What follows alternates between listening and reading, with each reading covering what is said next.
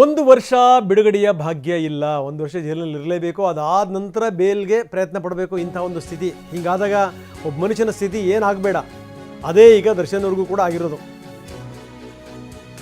ಒಂದು ವರ್ಷ ಜಾಮೀನಿಲ್ಲ ಅಂತ ಸುಪ್ರೀಂ ಕೋರ್ಟ್ ತುಂಬ ಸ್ಪಷ್ಟವಾಗಿ ಹೇಳಿಬಿಡ್ತು. ಹಿಂಗಾಗೇನು ಅಂದರೆ ದರ್ಶನ್ ಕಂಗಾಲಾಗಿ ಕೂತಿದ್ದಾರೆ, ಯಾರ ಜೊತೆಗೂ ಮಾತಿಲ್ಲ, ಕಥೆ ಇಲ್ಲ,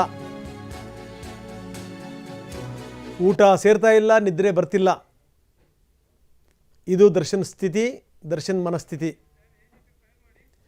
ಇನ್ನೊಂದು ಕಡೆಗೆ ಆ ಕಡೆಗೆ ಅವ್ರು ಕೊರಗ್ತಾ ಇದ್ದಾರೆ, ಈ ಕಡೆಗೆ ಅವರ ಪತ್ನಿ ಅನ್ನಂಗಿಲ್ಲ ಅನುಭವಿಸಂಗಿಲ್ಲ. ನಿರಂತರವಾಗಿ ಅವರು ಈ ದೇವರು ದಿಂಡ್ರು ಸುತ್ತಾಡ್ತಾನೆ ಇದ್ದರು, ಲಾಯರ್ಗಳ ಭೇಟಿ ಮಾಡ್ತಾನೆ ಇದ್ದರು. ಜೊತೆಗೆ ಅವರೊಂದು ಪೋಸ್ಟ್ ಕೂಡ ಮಾಡಿದ್ದಾರೆ ಗಂಡನನ್ನು ನೆನೆಸ್ಕೊಂಡು.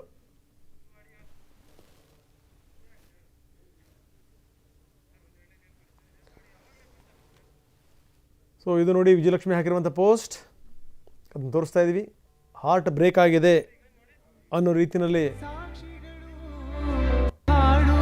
ಮೌನಗಳೇ ಸಾಕ್ಷಿಗಳು, ಇದು ಮುಗಿಯದ ನೆನಪು, ವಿರಹಗಳೇ ಗುರುತುಗಳು, ಇದು ಮರೆಯದ ಹಾಡು, ಮೌನಗಳೇ ಸಾಕ್ಷಿಗಳು, ಹಾಡು ಮೌನಗಳೇ ಸಾಕ್ಷಿಗಳು, ಇದು ಮುಗಿಯದ ನೆನಪು, ವಿರಹಗಳೇ ಗುರುತುಗಳು, ಇದು ಮರೆಯದ ಹಾಡು, ಮೌನಗಳೇ.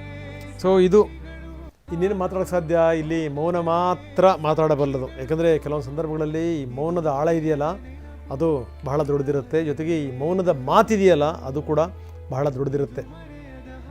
ಯಾವುದೋ ಹಿಂದೊಂದು ಸಿನಿಮಾದಲ್ಲಿ ನೋಡಿರೋ ನೆನಪು, ಮೋಸ್ಟ್ಲಿ ಉಪೇಂದ್ರ ಸಿನಿಮಾ, ಯಾರ್ಯಾರು ಯಾವ ರೀತಿ ಕೊರಗ್ತಾ ಇದ್ದಾರೆ ಅನ್ನುವಂಥ ಒಂದು ಅದ್ಭುತವಂತ ಹಾಡಿದೆ. ಅದೇ ರೀತಿ ಗಂಡ ಹೆಂಡತಿಯ ಸ್ಥಿತಿ ಕೂಡ ಈಗ ಹಾಗೆ ಇದೆ.